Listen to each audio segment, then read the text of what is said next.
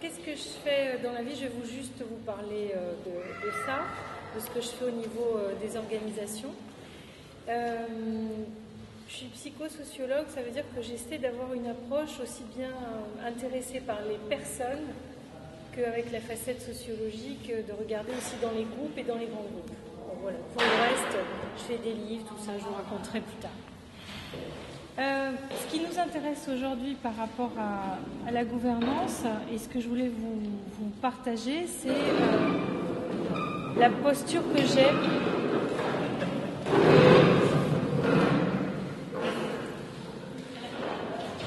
Il y a un orage dans la salle et il pleut dehors en fait. C'est vachement bien fait ici, hein. On a les orages, les éclairs dedans et la pluie dehors. Voilà. Bon. C'est juste pour vous parler de maïeutique en fait, hein. C'était pas pour dire des gros mots, hein. Donc c'était pas obligé de faire un tel raffut. Bon, bref. Donc ma posture c'est quoi? C'est de dire il n'y a pas une personne, une équipe, une entreprise, un collectif qui soit identique.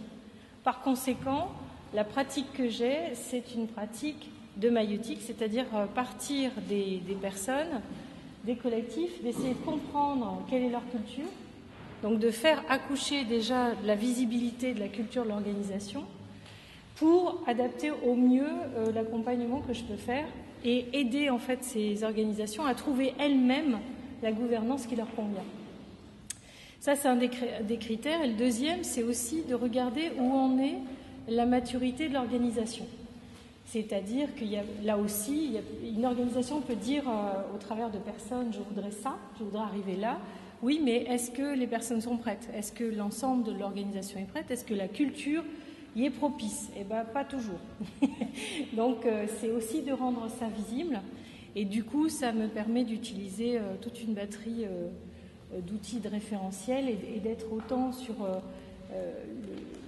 le discours que sur la symbolique. Voilà, en gros. Ça va, ça fait un peu cher pour vous, à peu près? Bon. Et donc, c'est pas du pipeau. Je fais ça aussi bien pour des associations que des institutions, que des entreprises, de la TPE à l'entreprise internationale, et aussi pour des ONG, occasionnellement.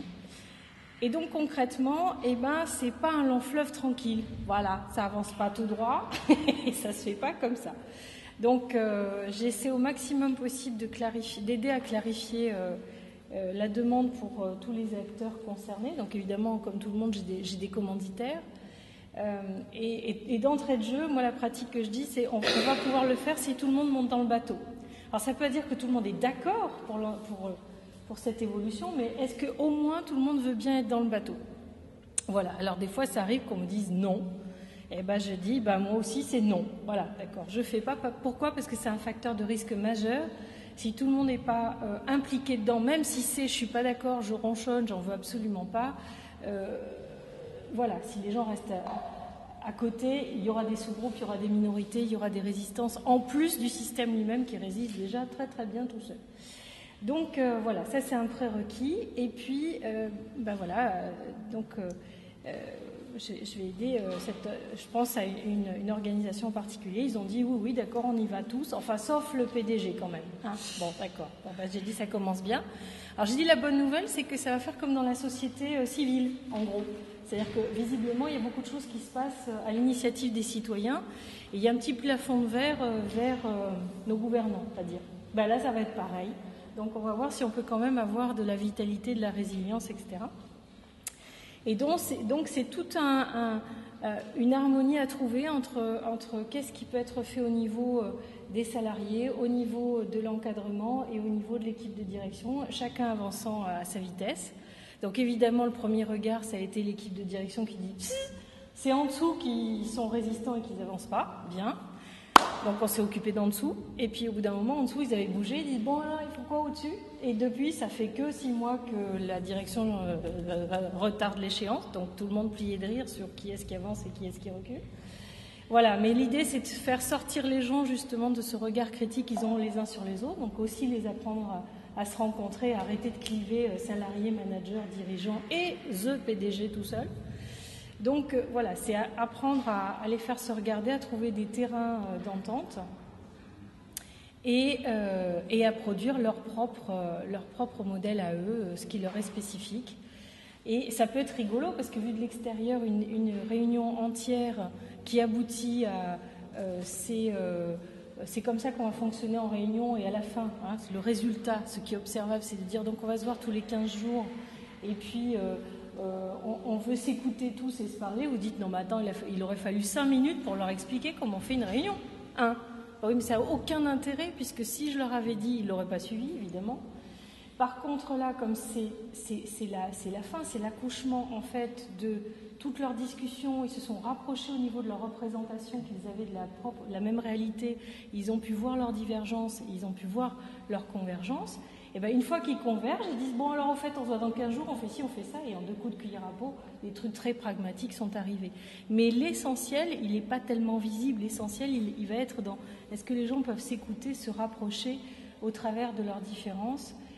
Accepter aussi que tout ne puisse pas converger, donc comment est-ce qu'on peut intégrer des points de vue vraiment radicalement différents, comment on va s'y prendre pour se décider et comment on aboutit à une évolution qu'on assume un peu chaotique, et donc garder cet élan d'agilité et de souplesse dans l'organisation au travers des personnes. Voilà.